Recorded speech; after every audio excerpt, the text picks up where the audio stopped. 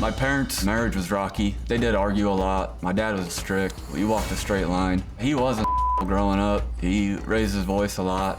He was hard on the whole family. He would just scream. Even though we are buddies now, growing up, it was tough. Always walking that fine line, never knowing when there's gonna be another outburst. Ron went through depression and anxiety, just like Dustin does now, only Dustin is worse.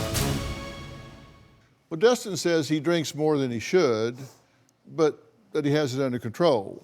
Dustin's father supports that and says that maybe Lonnie is, well, high maintenance. Rules didn't apply to Dustin.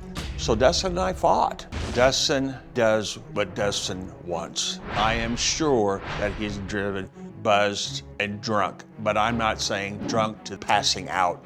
Impaired, yes, but not falling down, stooped over. Marlene and I noticed there might be a problem. We questioned him on it, but that's about as far as that went. We didn't make him stay at home or ground him. He's 16, you can't tie him up and not let him go out. You know, Dustin lived with me 2 times. We'd sit out in the garage, have a few beers, we got along fine. Did we drink? Yes. But Dustin was not out of control drunk when he was living with me. Some things I think Lonnie will go a little bit overboard with her description. Don't you think that if he would drink 40, 50 beers, he would be laid out? How can you do that and not be 300 pounds?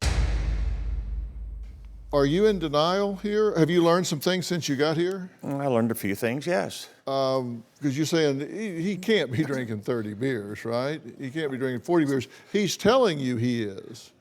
What I meant by that, I didn't think he would be drinking 40, 50 beers on a Saturday.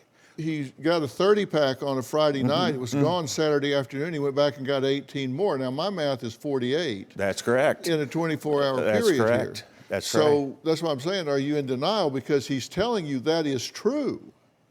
My staff gave me an interesting list that makes me wonder where your mind is in all this. Saturday, in flight here, you had 2 beers. Then the ride from the airport to the shoot, Marlene asked for a beer for Dustin. I said, we have a situation. Dustin would like some beer.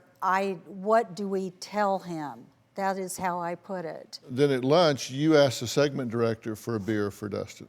Then Sunday, you started making complaints. Yeah, I was starting to get frustrated. You said, this makes me look like a drunk, abusive, a horrible dad. Looks like a wife-beating drunk. Everything is being over-exaggerated. You're upset the parents are involved so much. You're 36, not 16. Your name's getting dragged through the mud. You're going to be the most hated man in America.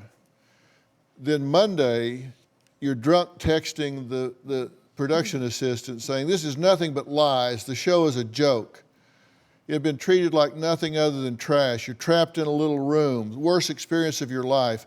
I'll make Dr. Phil and his crew look like idiots. That's not. Well, I'm here. Go ahead. I know. You know, that's not your rational self talking.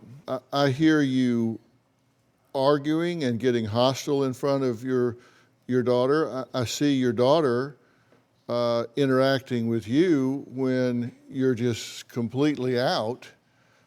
You've seen the picture here. This is your daughter's little hand trying to prop your eyes open. This is her daddy. I'm a drunk. You know, I grew up with an alcoholic father, and so I don't have to speculate what impact that has on children. And your children are young enough and resilient enough that you can do something about this right now and change the course of their life.